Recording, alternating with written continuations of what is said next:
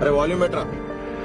మంచి వాడితో మనం మంచిగానే ఉండాలి, కానీ మోసం చేసే దృష్టి ఉందని మనకు బయటపడుతుంది అనుకోండి, మనం ముందే వాడిని మోసం చేయడానికి సిద్ధంగా ఉండాలి, లేకపోతే బతకలేము ఇక్కడ. అది కూడా దైవం చెప్పింది. అంతేగాని వాడు నేను ఎప్పుడూ మోసపోతూనే ఉంటా, ఈ ఎదరుపులు అరవద్దు. ఇక్కడ మోసపోవడం కూడా నీ తప్పే. వాడు మోసం చేస్తున్నాడు తెలుసు. అక్కడ చిట్ ఫండ్ కంపెనీ పెట్టాడు, మన దగ్గరికి వచ్చాడు, మీ బావగారు కట్టాడు, మీ బావమరిది కట్టాడు, మీ తోడోళ్ళు కట్టాడని మాట్లాడు. మంచిదేనండి, రేపొద్దున కనపడండి అని చెప్పాలి. ఈ ముగ్గురికి ఫోన్లు చేయాలి. ఇది నిలబడేదేనా అని అడగాలి. ఏం లేకుండా వాళ్ళందరూ కట్టారని చెప్పగానే మనం కట్టేస్తే బావమరిది బాగానే ఉంటారు, మనకు పోయే ₹1,00,000.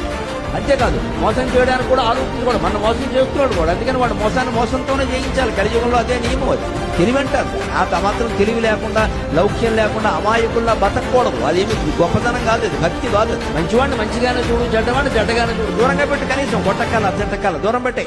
మాట్లాడద్దంత దూరంగా పెట్టి, ఇంటికి రావద్దని చెప్పి సంబంధాలన్నీ తెంచేసుకో. ఫోన్ మెనూలో నెంబర్ తీసేయి, చేసిన పలక్ బ్లాక్ చేసి పారే పలక. వాడు ఎంత దగ్గర చుట్టమైనా సరే, తోడలుడు మేనలుడు ఎవడైనా సరే, మన కుదరట్లా వాడుతోడు కట్ చేసి